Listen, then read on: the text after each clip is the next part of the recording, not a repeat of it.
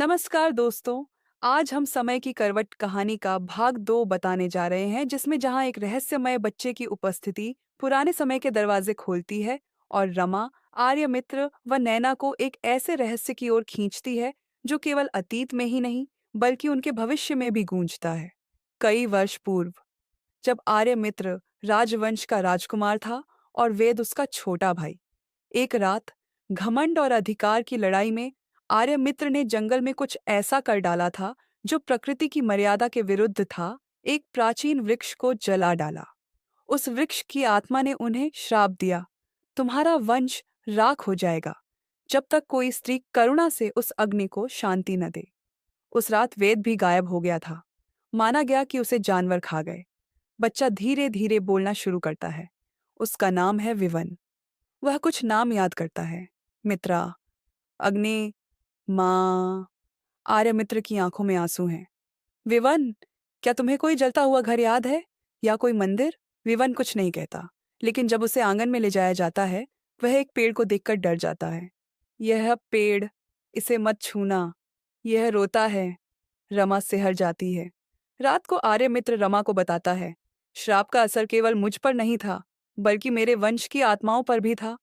यदि विवन वाकई वेद का ही पुनर्जन्म है, तो यह कोई इत्तफाक नहीं, यह अतीत की प्रतिध्वनि है। रमा, आर्यमित्र और नैना अब विवन को साथ लेकर पास के जंगल में जाते हैं, वहां जहां कभी आर्यमित्र ने वो वृक्ष जलाया था। विवन एक सूखी जमीन पर रुकता है। यहाँ कुछ दफन है, वह कहता है। खुदाई करने पर उन्हें एक पुरानी लकड़ी की मूर्ति मिलती है, आधी जली हुई मगर आंखें जीवित। मूर्ति के स्पर्श से आर्यमित्र की स्मृतियां तेज हो जाती हैं। उसे याद आता है, उसने वेद को वृक्ष के पास अकेला छोड़ दिया था और शायद वही उसकी अंतिम भूल थी। गांव की बुजुर्ग विजया अम्मा मूर्ति को देखकर कांप जाती हैं। ये देवी प्रकृति माँ की मूर्ति है, प्रकृति की रक्षा की देवी। जिसने उसे जलाया वह केवल श्रापित नहीं हुआ, उसने समय को उलझा दिया है। जब तक यह मूर्ति अपनी जगह नहीं लौटेगी, तब तक उसके वंशज भटकते रहेंगे। अब साफ था, विवन केवल वेद का पुनर्जन्म नहीं, बल्कि उस अतीत के संतुलन का प्रतिनिधि है जो आर्यमित्र को पूरा करना था। मधुवनपुर की हवाओं में उस सुबह एक अलग सी बेचैनी थी। मंदिर की घंटियां बिना छुए बज उठीं और तुलसी चौरा पर लगे दीपक खुद ब खुद बुझ गए। विजया अम्मा ने दूर से देखा, फिर बोली, वक़्त आ गया है। देवी प्रकृति माँ की मूर्ति अपनी जगह मांग रही है, नहीं तो प्रकृति खुद लौटेगी उसे लेने। रमा, आर्यमित्र, विवन और नैना चारों एक यात्रा पर निकलते हैं। साथ में कुछ गांव वाले भी चलते हैं, जिनका विश्वास अब आर्यमित्र के बदले रूप पर टिका है। यात्रा उन्हें एक पुराने पर्वतीय मार्ग की ओर ले जाती है, जिसे अब विस्मृति घाटी कहा जाता है। गांव में विश्वास था कि जो उस घाटी में जाता है, वह कुछ भूल कर लौटता है, अपने किसी अपने को या फिर खुद को। रास्ते में नैना बार बार थक जाती है, लेकिन विवन हर बार उसे थाम लेता है। दोनों के बीच एक अव्यक्त जुड़ाव बनता जा रहा है, मानो उनकी आत्माएं पहले ही परिचित हों। रमा और आर्यमित्र के बीच भी एक मौन संवाद चल रहा है, जो प्रेम से गहरा लेकिन किसी भय से भी भरा है। घाटी में प्रवेश करते ही मौसम बदल जाता है। आकाश बादलों से घिर जाता है। हवा में राख की गंध आने लगती है। विवन एक चट्टान की ओर इशारा करता है। यहाँ देवी को यही होना चाहिए था। वे जैसे ही मूर्ति को चट्टान पर रखते हैं, जमीन हल्की सी कांपती है। पर तभी एक पुराना दरवाजा जमीन से ऊपर उठता है, जैसे किसी दबी हुई गुफा का मुख खुल गया हो। चारों उस गुफा में प्रवेश करते हैं। अंदर पत्थर की दीवारों पर उकेरे गए चित्र हैं, किसी रानी की जो एक श्रापित आत्मा को बचा रही है। उसका चेहरा धुंधला है, लेकिन रमा की आंखें ठिठक जाती हैं। या यह चेहरा? आर्यमित्र पीछे खड़ा देखता है। यह तुम हो, रमा। चित्रों में अगला दृश्य रानी के गर्भ में एक अग्निपुंज है और सामने एक साधु कह रहा है, तुम्हारा पुत्र श्राप से जन्मेगा और तुम्हारी बेटी उसका अंत और आरंभ दोनों होगी। रमा पीछे हट जाती है। मैं, यह कैसे हो सकता है? मैं तो एक साधारण स्त्री हूं। विजया अम्मा की आवाज कानों में गूंजती है। साधारण दिखती स्त्रियां ही समय की सबसे असाधारण रेखा होती हैं। गुफा के सबसे अंदर आर्यमित्र को वह वृक्ष दिखाई देता है, अधजला, परंतु जीवित। उसके सामने एक धुंधली आकृति प्रकट होती है, एक स्त्री जिसकी आंखों में अग्नि और करुणा दोनों हैं। वह कहती है, रमा, तू मेरी उत्तरजीवा है, मेरी आत्मा तेरे भीतर जन्मी है और यही तेरा उत्तरदायित्व है। केवल तू ही इस वृक्ष की शांति कर सकती है अपनी बेटी के माध्यम से। रमा घबराकर पीछे हटती है। नैना, वह तो एक बच्ची है। हर युग की मुक्ति किसी बच्ची से ही शुरू होती है, वह जिसमें माँ की प्रार्थना और देवी का अंश साथ हो। रमा अब समझ चुकी थी, वह केवल एक विधवा नहीं, एक धारा है, एक पुनर्जन्मित चेतना। और नैना केवल उसकी बेटी नहीं, बल्कि उस चेतना की अंतिम छाबी। मूर्ति को वृक्ष के नीचे रखते ही गुफा हिलने लगती है। वृक्ष की जड़ें फैल जाती हैं और आकाश में उजाला भर जाता है। पर तभी विवन जमीन पर गिर पड़ता है, उसका शरीर कांपता है और वह कहता है, मुझे जा ना होगा, मेरा समय पूरा हुआ। रमा दौड़ती है उसकी ओर। नहीं, तुम वेद हो, तुम मेरे बच्चे जैसे हो। विवन मुस्कुराता है। मैं तो बस तुम्हारे आरण का एक हिस्सा था। उसके शरीर से एक रोशनी निकलती है और वह हवा में बिखर जाता है। गुफा के बाहर अब शांत था। विवन की रोशनी हवाओं में विलीन हो चुकी थी, पर उसकी छाया जैसे हर ओर फैली हुई थी। रमा थकी हुई थी, पर भीतर कोई नया तेज जाग उठा था।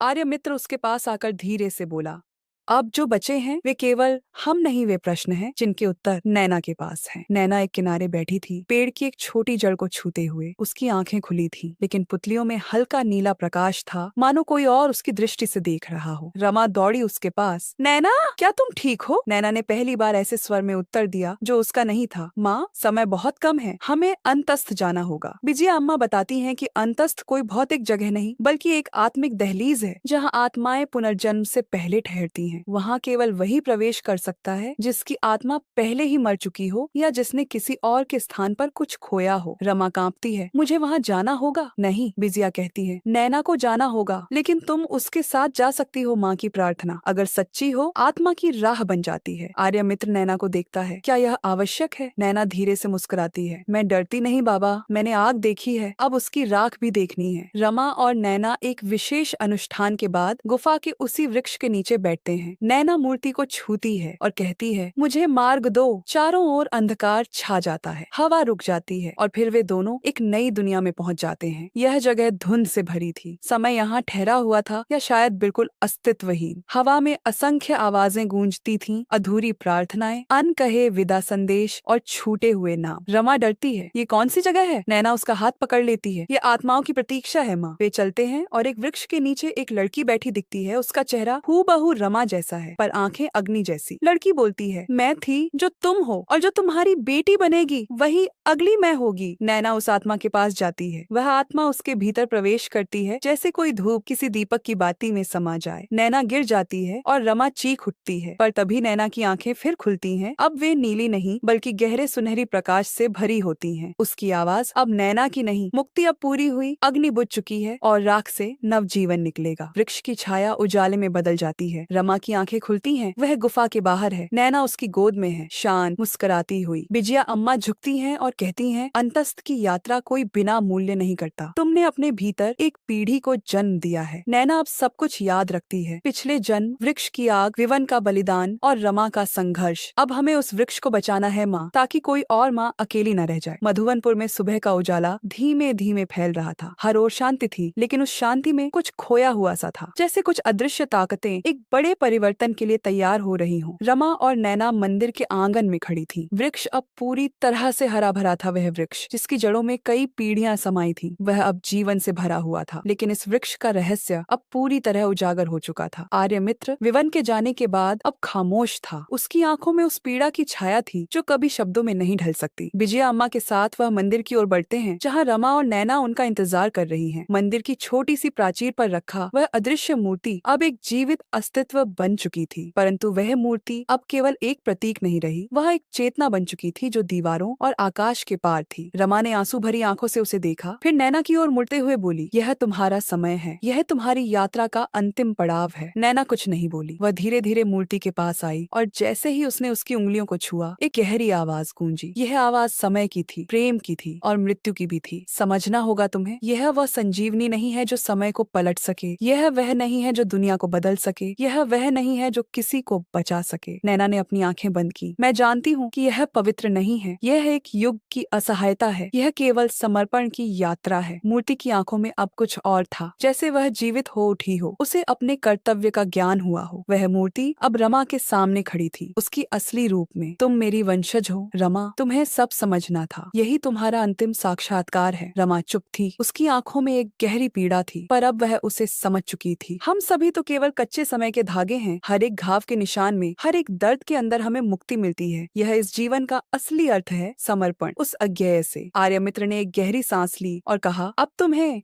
अपने सारे सवालों का उत्तर मिल चुका है रमा। यह युग, यह वृक्ष और वह मूर्ति अब तुम और नैना के साथ बचे हैं। एक नई शुरुआत का समय है। नैना धीरे धीरे उस मूर्ति के पास पहुंची और उसका हाथ फैलाया। वह मूर्ति अब केवल एक रूप नहीं बल्कि जीवन के समस्त रूपों का प्रतिनिधित्व करती थी। वह समर्पण में लीन हो चुकी थी, जैसे कोई अपनी आत्मा को पूरी तरह से छोड़ देता है। जैसे ही नैना ने मूर्ति को छुआ, एक हल्की सी रोशनी फटी और गहरे अंधकार में छिपी कुछ आवाजें सुनाई दी, जैसे अतीत, वर्तमान और भविष्य सब एक हो गए हों। रमा ने नैना को देखा और समझा, अब नैना जो कभी एक बच्ची थी अब एक देवी का रूप धारण कर चुकी थी। यह मुक्ति का समय था। अब वे दोनों, रमा और नैना, अपने कर्तव्य को निभाने के लिए तैयार थी। तुमने मुझे मुक्त किया माँ, अब मुझे हर अस्तित्व की स्वतंत्रता चाहिए। अब मुझे मेरी यात्रा पूरी करनी है। रमा मुस्कुराई, तुम जो भी हो नैना, तुम सच्ची देवी हो। अब मैं जानती हूँ कि तुम हर युग की मुक्ति का प्रतीक हो। तुम सबको बचाने के लिए जन्मी हो। सारों से परे का अंतिम संदेश ये है कि सच्ची मुक्ति और जीवन का उद्देश्य केवल समर्पण और स्वीकार्यता में निहित है। यह कथा हमें यह सिखाती है कि हम जितना अपने भय, संघर्ष और विफलताओं से डरते हैं, उतना ही हम अपने अस्तित्व के गहरे अर्थ को समझने से दूर रहते हैं। समझना कि जीवन का असली उद्देश्य केवल पाने या खोने का नहीं, बल्कि समर्पण करने, स्वयं को पहचानने और प्रकृति और ब्रह्मांड से जुड़ने में है। यह यात्रा हमें यह बताती है कि जब हम अपने अंदर की शक्ति को स्वीकार करते हैं और अपने कष्टों को सहर्ष अपनाते हैं, तब हम अपनी सच्ची पहचान और उद्देश्य को पा सकते हैं। कथा का सबसे महत्वपूर्ण संदेश यह है कि हर व्यक्ति, हर आत्मा की यात्रा की अपनी गहरी वजह और उद्देश्य होता है, और हमें यह समझने की आवश्यकता है कि हर कष्ट, हर कठिनाई हमारे जीवन के उद्देश्य को समझने के लिए एक कदम है। यह यात्रा केवल बाहरी दुनिया की खोज नहीं, बल्कि आध्यात्मिक विकास